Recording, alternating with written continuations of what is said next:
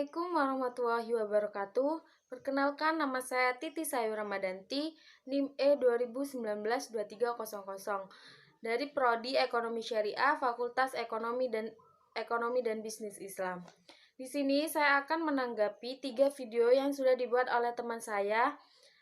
Yang pertama, saya akan menanggapi video yang sudah dibuat oleh teman saya, yaitu Markaz Syarifah Al-Hababah, yang menjelaskan tentang peradaban Islam sebagai ilmu. Apa sih gunanya kita mempelajari sejarah peradaban Islam? Mempelajari sejarah peradaban Islam berguna untuk menambah wawasan bagaimana Islam itu pernah menjadi adik kuasa dan untuk mengambil hikmah untuk kehidupan saat ini.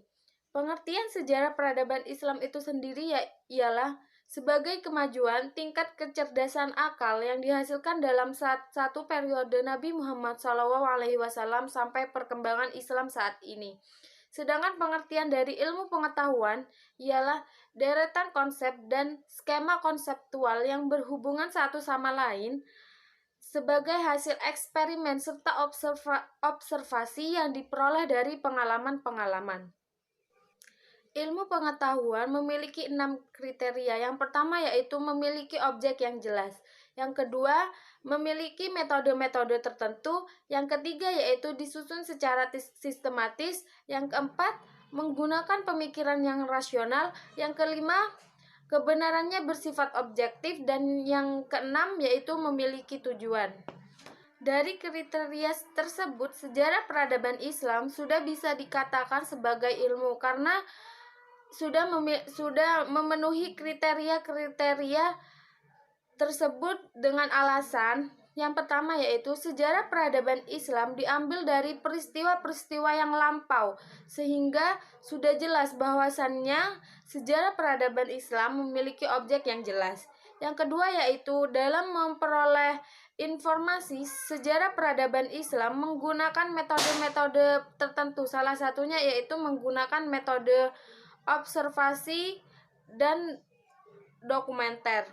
Yang ketiga yaitu dalam penyusunan sejarah peradaban Islam itu sudah disusun secara sistematis yang mana mulai dari awal tahun sampai akhir tahun peristiwa. Yang keempat yaitu fakta dan kebenaran sejarah peradaban Islam diperoleh dari sumber penelitian yang kemudian itu dikumpulkan dengan menggunakan rasio. Yang kelima yaitu fakta dan kebenaran sejarah peradaban Islam bersifat objektif karena penyusunan sejarah peradaban Islam itu harus berdasarkan fakta yang ada. Yang keenam yaitu sejarah peradaban Islam memiliki tujuan, yaitu tujuannya untuk mengenang dan mengambil hikmah untuk kehidupan saat ini maupun kehidupan masa depan. Manfaat mempelajari sejarah peradaban Islam yang pertama yaitu kegunaan edukatif, yaitu untuk mengambil pelajaran dari peristiwa tersebut. Yang kedua yaitu kegunaan inspiratif, yaitu digunakan untuk inspirasi hidup baik untuk diri sendiri atau pribadi ataupun badan ataupun untuk kehidupan sosial. Yang ketiga yaitu kegunaan rekreatif, yaitu untuk memberikan rasa senang ataupun rasa estetik karena si penulis dapat menarik pembaca untuk berkreasi tanpa si pembaca itu bergerak ke tempat tersebut. Yang kedua yaitu saya akan menanggapi video yang sudah dibuat oleh teman saya yaitu Dwi Husniati yang menjelaskan tentang sejarah peradaban pra-Islam. Yang pertama yaitu tentang kondisi sosial budaya sejarah peradaban pra-Islam. Yang pertama, orang Arab merupakan orang yang musyrik, yaitu mereka pada pra-Islam mereka itu menyekutukan Allah dan mereka itu menyembah berhala-berhala. Yang kedua yaitu mereka mengubur hidup anak perempuan karena mereka menganggap anak perempuan itu pembawa sial, pembawa kesengsaraan, dan pembawa kemiskinan.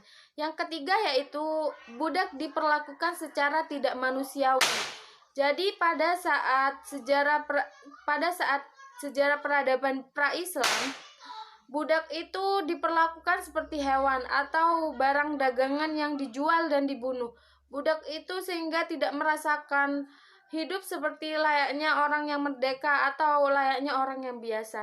Yang keempat yaitu mereka suka berperang karena untuk mempertahankan daerah atau wilayah mereka ataupun suku mereka.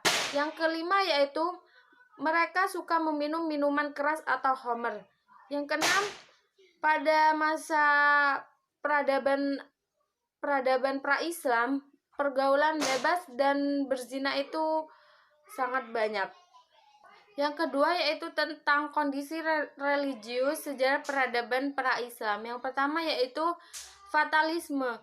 Fatalisme ini suatu kepercayaan yang meyakini bahwa semua itu tergantung pada waktu, di mana mereka itu percaya bahwasannya takdir seseorang itu sudah yang ditakdirkan. Jadi mereka itu percaya takdir itu tidak bisa dirubah. Yang kedua yaitu tentang paganisme. Paganisme ini adalah orang-orang yang percaya tentang atau yang percaya kepada menyembah berhala.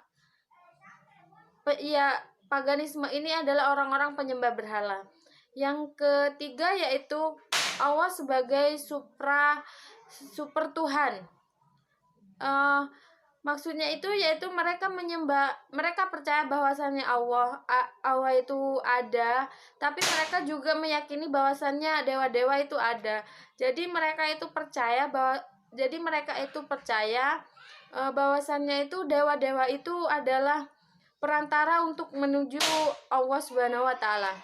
Yang keempat yaitu monoteisme. Monoteisme ini adalah mereka itu percaya kepada Allah Subhanahu wa taala dan mereka bertauhid kepada Allah Subhanahu wa taala. Jadi selain mereka itu bertauhid, bentuk percaya mereka kepada Allah yaitu dengan beribadah, berpuasa dan bersedekah. Yang ketiga yaitu tentang kondisi sosial politik sejarah peradaban pra-Islam. Yang pertama yaitu adanya persaingan dalam konteks keagamaan dan kekaisaran antara Bizantium dan Persia, di mana pada masa Persia mereka itu menganut atau percaya kepada Tahura Mazda, yaitu Tuhan yang bijaksana. Dalam 5 abad Persia dikalahkan oleh kekaisaran Bizantium, tetapi Persia itu masih bertahan. Oleh karena itu Persia itu tidak terpengaruh terhadap ajaran-ajaran atau kepercayaan pada bangsa Yunani dan Romawi serta Kristen. Yang kedua yaitu adanya atau lengsernya kerajaan Arab Selatan karena pada saat itu beralihnya peta perekonomian itu kepada Romawi. Jadi pada saat itu terjadinya bangkitnya perekonomian Romawi. Yang ketiga, di sini saya akan menanggapi video yang sudah dibuat oleh teman saya yaitu Bella Vindayani yang membahas tentang pembentukan peradaban Islam pada masa kenabian. Jadi pembentukan peradaban Islam pada masa kenabian itu dibagi menjadi 2 fase, yaitu fase Mekah dan fase Madinah.